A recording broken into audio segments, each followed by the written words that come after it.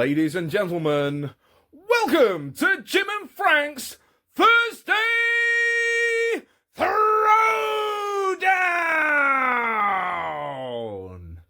Jim, it is another Thursday Throwdown. Another Thursday Throwdown. You ready? I'm ready as I can be. I tell you what, we've got a throwdown this week that has a lot of covers involved in that, and I'm sure we'll talk about that a little bit. But On both albums. yes. Well, why don't you go ahead and let everybody know what we're doing? Joan, Jett, and the Blackhearts. 1981. I Love Rock and Roll. All right.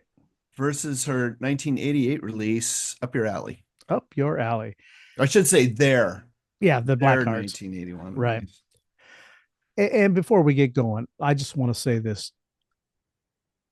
This is an opinion-based show, right? And anybody who listens to music is welcome to chime in with their opinion, whether you whether you like it, whether you don't. The facts that we get are usually off of Wikipedia and other internet things in the backs of albums and things like that.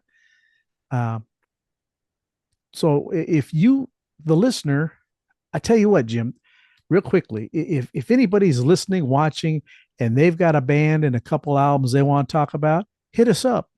Yeah. Because we really do get exposed to a lot of different music that we may not normally listen to when we have guests on. Yeah. So just putting that out there. Anyways, back to Joan Jett and the Blackhearts. 1981, I Love Rock and Roll. Now, at the time, I did not know that was a cover. Did you know that was a cover tune? I did not know that was a cover tune. Okay. And I think because it was such a Joan Jett style song. Very much so. Yeah. Yeah. And not so different from the original after you go back and the Arrows and you found their version. Of course, she has a lot more attitude and grit. Fair to say. But that's Joan Jett. It's grittier. Yeah. Punkier, whatever you want to call it. Right. I think it's fair to say that you and I are both Joan Jett fans. Oh, big time. Big time. I've seen her a couple times. It's been many, many years. The last time I saw her was at the Grove in Anaheim. And it was a fantastic show because I was front row center. And always good. Yeah, puts on just a solid show. Afterwards, in the back of the Grove, and I've shown you before, I've got the autograph of Cherie Currie and Sandy West. And Sandy West. And of course, Sandy's no longer with us, but that is a prized, I'm not an autograph seeker, but that is a prized memento that I have. Same. Yeah. Same. Didn't get to see Joan because she jumped on inside an escalator or something and was gone. Yeah. But everybody else was there, and they spent time with all the fans outside. She is, I think, if there was an artist that I was going to pay for like a meet and greet, Cheap Trick would probably be one, but Joan Jett would probably be there you go. At the top of that list. Yeah. I would like to do haven't had a chance to meet her yet. No. I would do it if I knew Kenny Laguna was nowhere around, but that's never going to happen. Yeah, that's true. That's true. Okay. 1981, I Love Rock and Roll. The singles, I Love Rock and Roll. Crimson and Clover, another cover. Yep. And Summertime Blues. Yeah, I think that was like flip B-side or something. That was, I think, Canadian only. Okay. I remember hearing it on the radio quite a bit. 10 tracks, 5 covers. My version has Little Drummer Boy on it. Yes, mine too. Why? I think all the first pressings had it. I've always wondered why she covered that. I've always associated that as a Christmas song. Yeah. And here it is on a rock and roll album. And it's an odd choice. And I've never read up on why she chose to put that on there. I think she said something along the lines of they wanted to do a Christmas song, and she thought that was the best one to do. Okay. She liked things that were more like, say, Father Christmas by the Kinks, and Right. What's the one, the Slade tune, Merry Christmas Everybody, or Merry Mhm. Christmas Everyone. Okay. Uh, The other cover tracks, Nag, Crimson and Clover, like I said, and Bits and Pieces.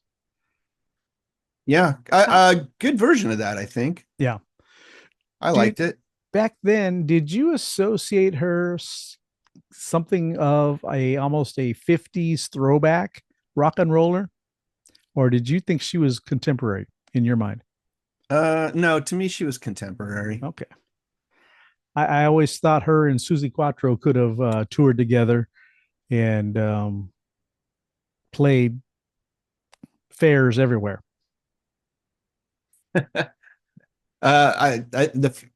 A few of the times I've seen Joan were at fairs, so Oh, okay. there you go. Played the OC fair a couple There it years is. or something like that. All right.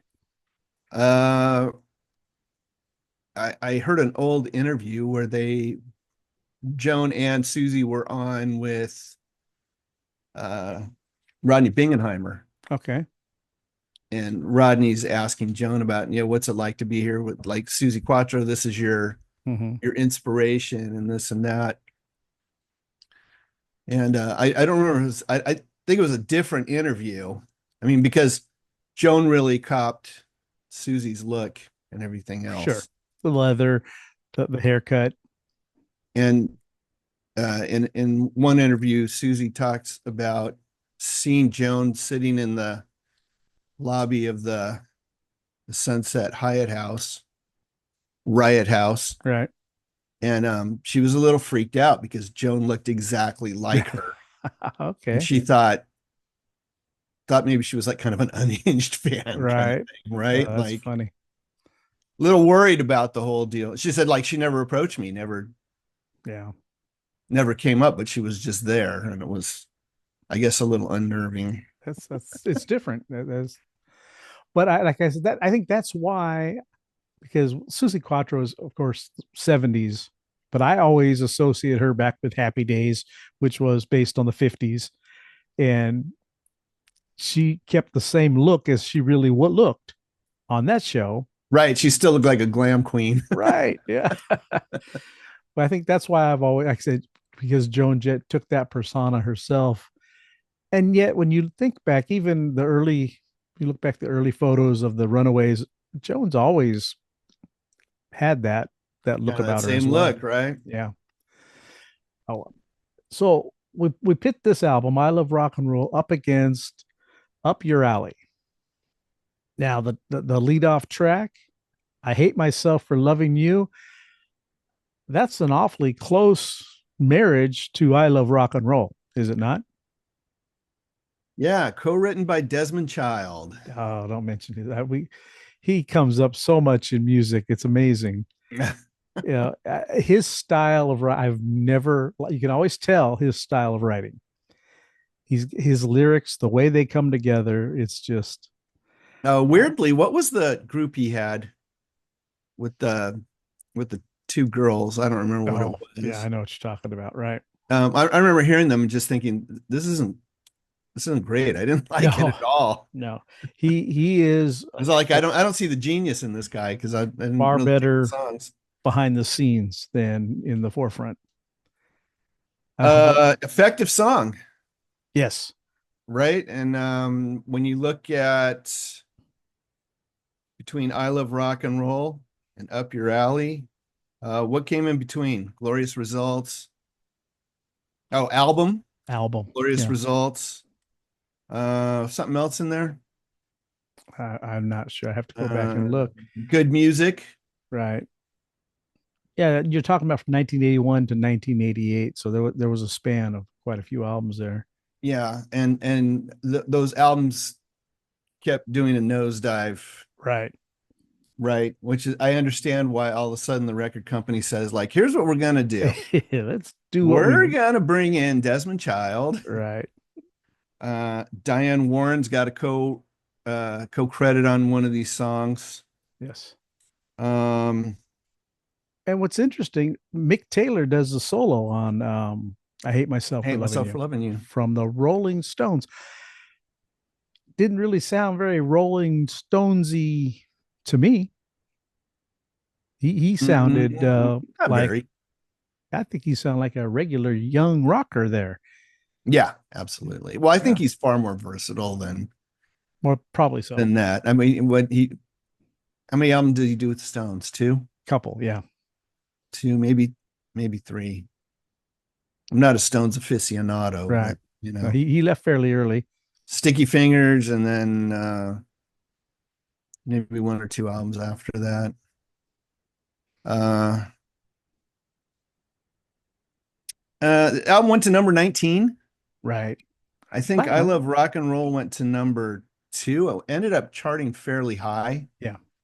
The songs went to number 1. I think spent 2 or 3 weeks at number 1.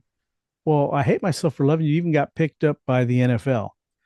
And What was that for? Like Monday Night Monday Night Football? Football, they played it for 2 or 3 different seasons, Yeah. maybe more, and they had different versions of it. The lyrics were changed and everything. Right. But That was probably a nice little payday for her. oh, I could imagine. I could imagine.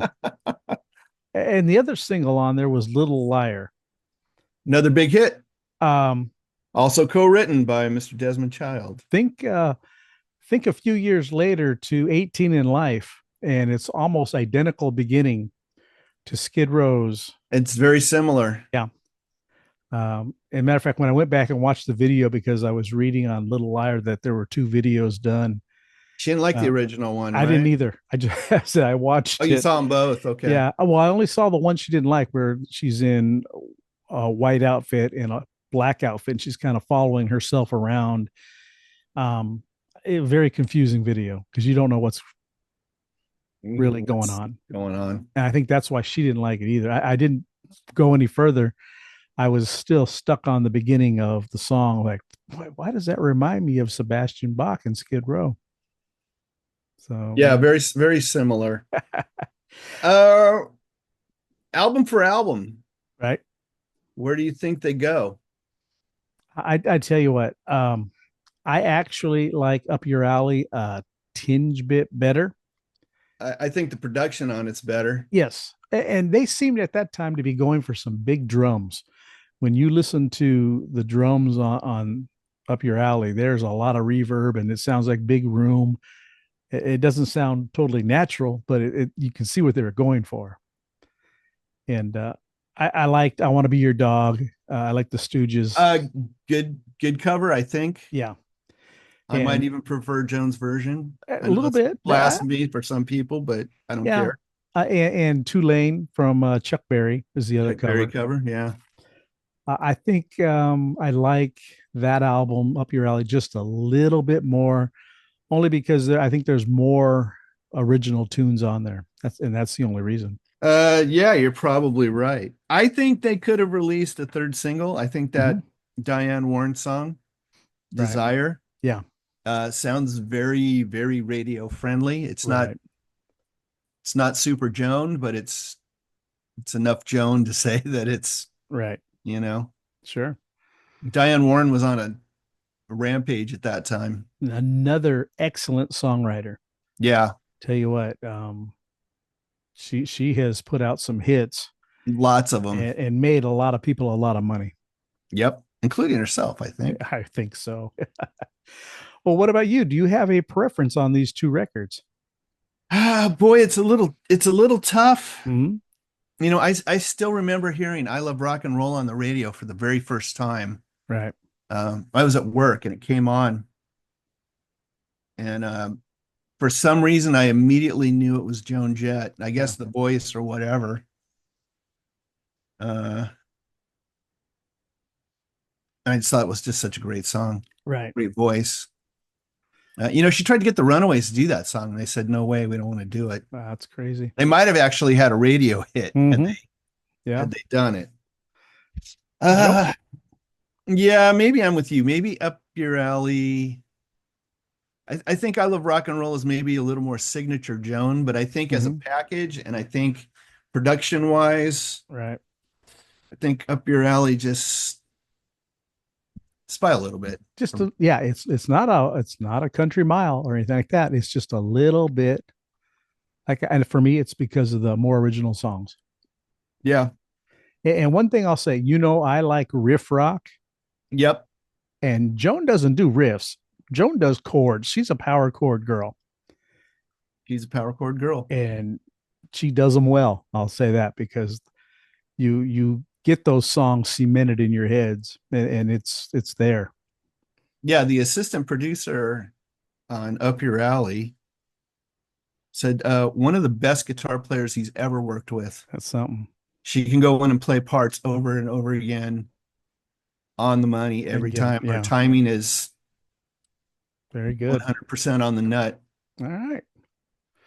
Well, it looks like we got ourselves a knockout this week, Jim, with can we Joan call it a Jett knockout? It's kind of more of a headlock, I think. Yeah, maybe it's a choke out because it's just choke out, tap out. Tap out. There we go. What about the listeners? What about the viewers? What do you think? Up your alley? I Love Rock and Roll. 2 great albums from Joan Jett and the Blackhearts. Do you have a preference? Let us know what it is. Write it down in the comments. Hit the like button. And see you next week.